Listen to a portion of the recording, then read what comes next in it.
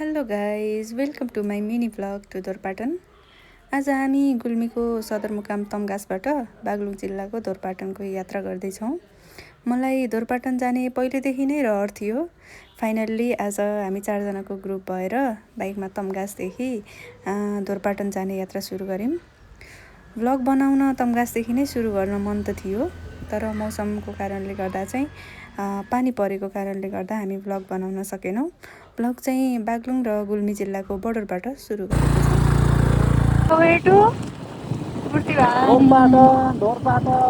First of all Burtibang आइन्छ, त्यसपछि बल्ल दोरपाटन जाने हो नि।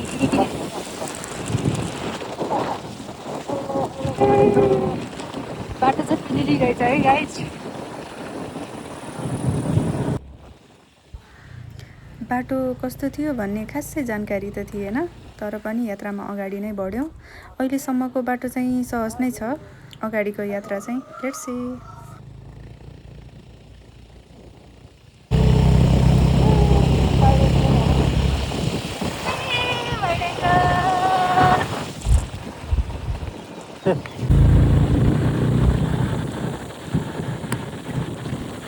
हामी अहिले बडीघाट खोलाको तिरैतिर यात्रा गरिरहेको छौँ।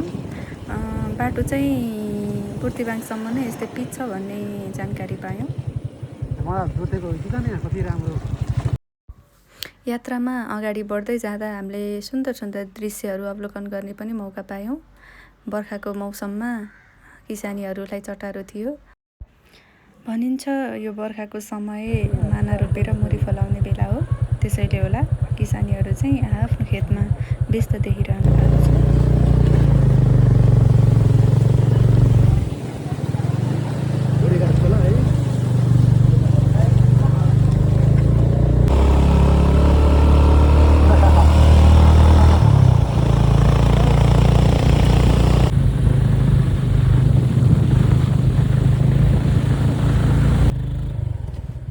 करिब 2 घन्टाको यात्रापछि चाहिँ हामी फाइनल्ली बुर्तिबाङ बजारमा आइपुग्यौँ। हामी चाहिँ अब बुर्तिबाङ बजारमा पुगेर खाजा खाएर दोरपाटनको यात्रा सुरु गर्ने सोचिरहेको छौँ। ल हेर्नुहोस् त, बागलुङ जिल्लाको दोरपाटन नगरपालिकामा रहेको बुर्तिबाङ बजार निकै सुन्दर देखिन्छ। दोरपाटन जाने मूलद्वार नै बुर्तिबाङ बजार हो। त्यहाँबाट हामी करिब अब 33 किलोमिटरको यात्रा चाहिँ अझै नै बाँकी छ है त। बुर्तिबाङमा हामीले मिठो बर्गर र लस्सी खाएर हाम्रो यात्रा फेरि यसरी सुरु गऱ्यौँ है त गाइज। ल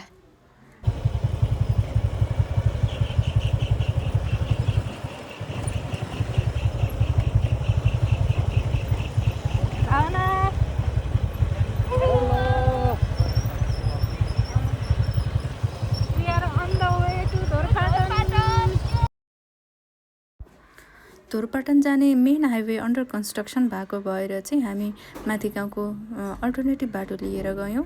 यो बाटो अहिलेसम्मको बाटोभन्दा अलि असहज रहेछ। पानी परेको भए चाहिँ चिप्लो खालको हुने जस्तो थियो बाटो चाहिँ, तर मौसम सफा नै भएको कारणले गर्दा अहिलेसम्म चाहिँ सहज नै भन्नुपर्छ। अलि धुलो अनि अफरोडवाला बाटो रहेछ यो। पानी आएर अफा भन्छ नि यस्तो भले खोल्छ नि बाटोहरू।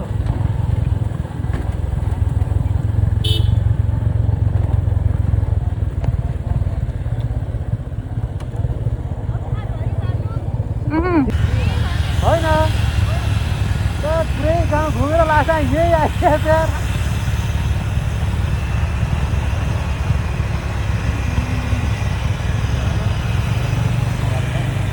बाटो खिचौँ न दोरपाटनकै।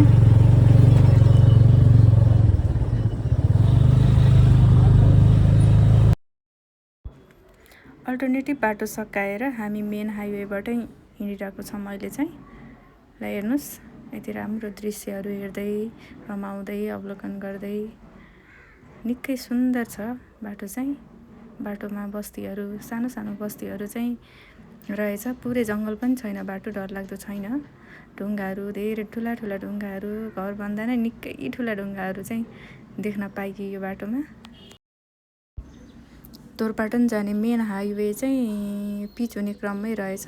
सजिलो छ यो बाटो चाहिँ, धेरै गाह्रो छैन।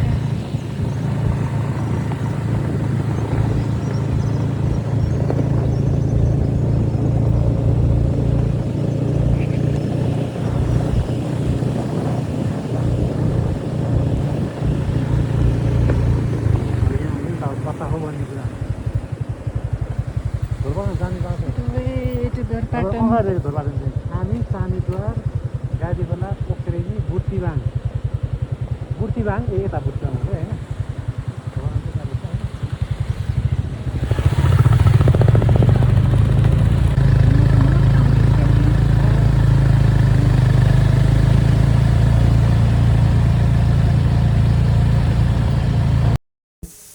अब हामी एउटा सुन्दर बस्तीमा आइपुग्यौँ। पुराना साना साना ढुङ्गाले छाएका घरहरू छन्। बाक्लै छ बस्ती चाहिँ।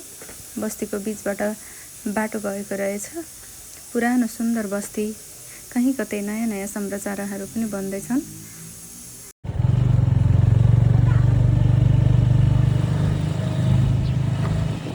कुबाङ छ नि, कुबाङमा यस्तै घर छन् नि, यस्तै ठाउँ हो क्या। यहाँ त घर धेरै भयो होइन, यहाँ त थोरै थोरै घर हुन्छ, यस्तै हुन्छ क्या।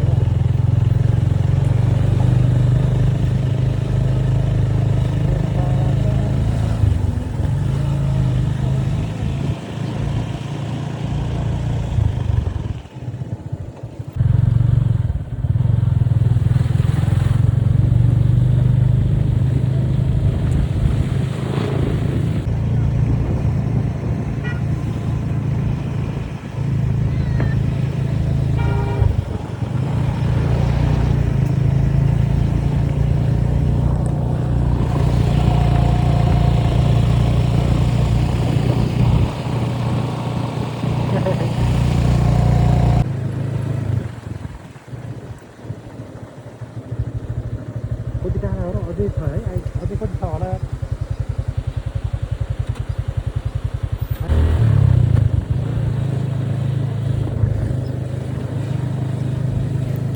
बस्ती बिचमा हिँड्दै गर्दा अब कति छ भन्ने कुरा केही पनि आइडिया नभएको कारणले गर्दा चाहिँ हामी यहाँ सुन्ने विचार गऱ्यौँ। त्यहाँबाट माथि चाहिँ लगभग 1 घन्टा लाग्छ भनेर त्यहाँ एकजनाले भन्नुभएको थियो। अब हामी माथितिर लाग्यौँ है त।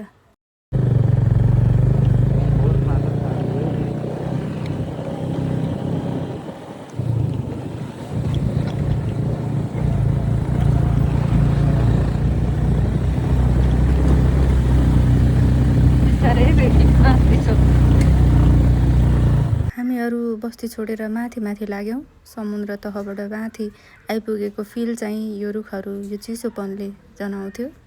हुस्सु लागेर बाटो नै देख्न नसक्ने जस्तो पनि कुनै कुनै ठाउँमा आयो। समय ढिलो नभएको भए तापनि धेरै नै साँझ परेको जस्तो देखिन्थ्यो। अब यहाँबाट धेरै टाढा नहोला भन्ने अनुमान चाहिँ लगाउन सकिन्छ हामीले।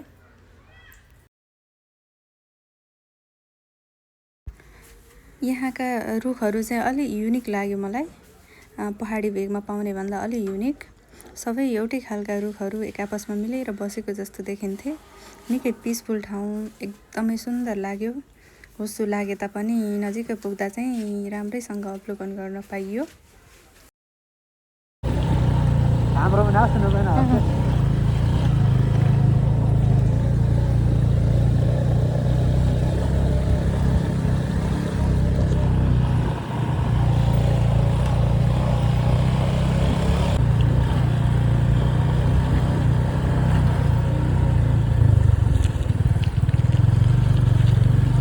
रान हैन ल यो हो कि हैन।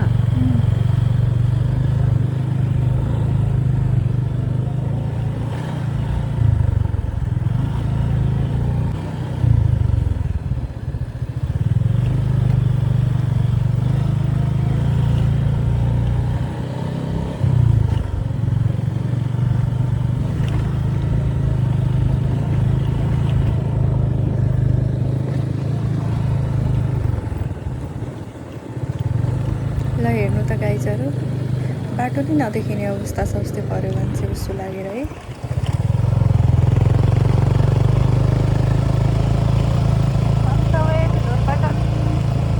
अब चाहिँ धेरै 1 किलोमिटर पनि छैन होला है।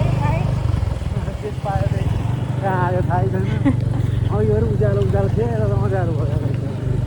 खोला नजिक परेपछि अँध्यारो भइहाल्छ। डोन्ट वरी कि उहाँ चाहिँ भावनाको हामी हिँडेको 6 घन्टा भएछन्। बिस्तारै बिस्तारै लानु है। यो लिक ठिक छ नि, यो कुनाको लिक ठिक छ नि। यो नि ठिक छ के उताबाट यस्तो हिलोमा हिँडिरहेछ म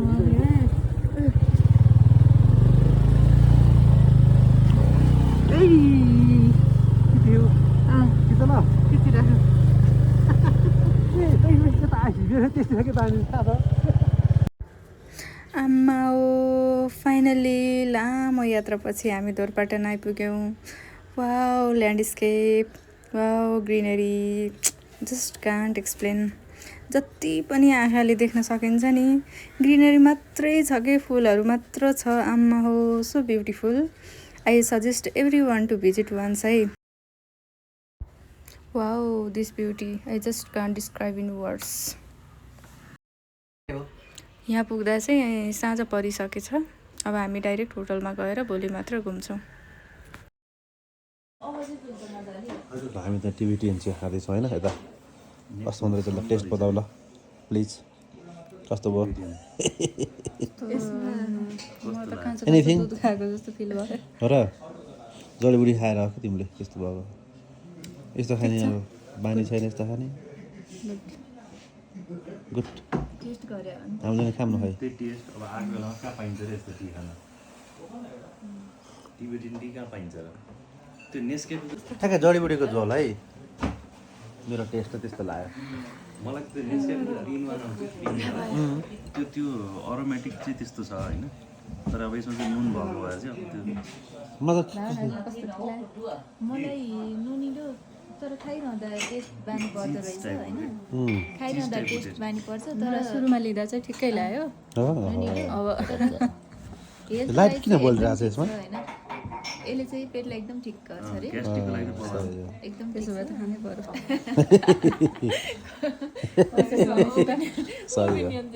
यो कसरी बनाएको भन्दा त्यो एउटा पटमा टी टिबेटियन स्पेसल टी अनि बटर मिल्क र नुन राखेर मजाले पकाएर अनि मिक्सरमा मिक्स गर्नु ग्राइन्ड गर्नुभएको अनि त्यसपछि यो यसरी रेडी हुँदो रहेछ है यही हो है फाइनल प्रोडक्ट हामी आउनु अगाडि चाहिँ यति धेरै रिसर्च गरेर बसिसकेको रहेछ भएन है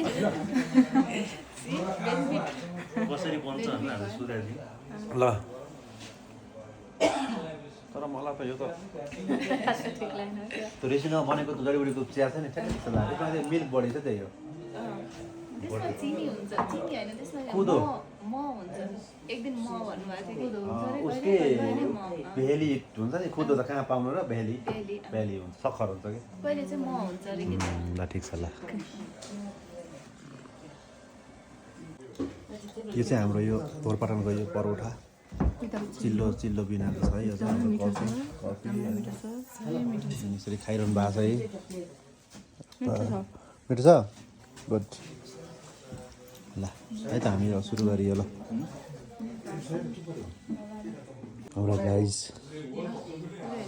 हेलो हेलो टिबेटियन टी ल हजुर पनि त्यही दिन्छु भनेर के उहाँ चाहिँ मास्टर साहब मास्टर साहब यो बनाउन सक्नु त आउँछ त्यो अझ मजाले उक्सिने रहेछ क्या त्यसरी बन्छ यो हाम्रो तेल बिनाको यो यतिकै हो दिदी हजुर हामीले नर्मली जस्तो बनाइन्छ त्यस्तै हजुर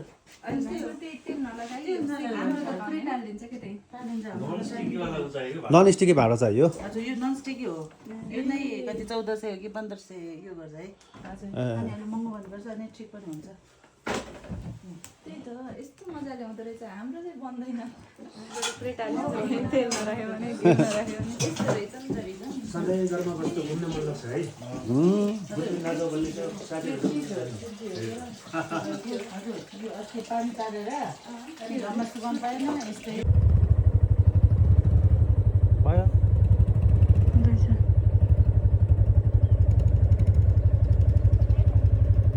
हेलो हेलो हेलो हेलो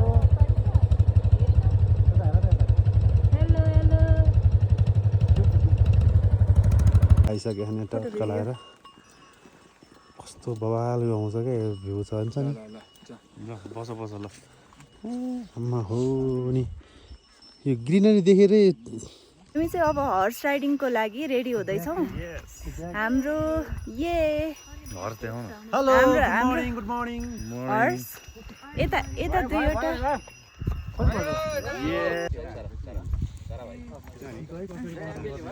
डर लाग्छ त यस्तो त केही हुन्न लाई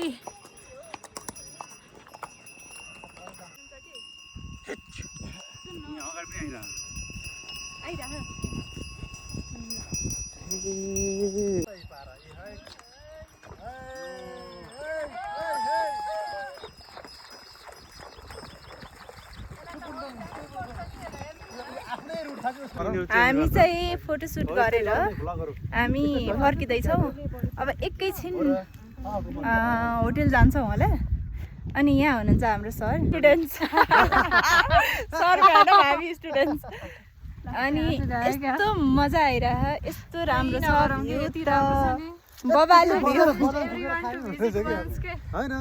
एकदम everyone should come, everyone should enjoy. अनि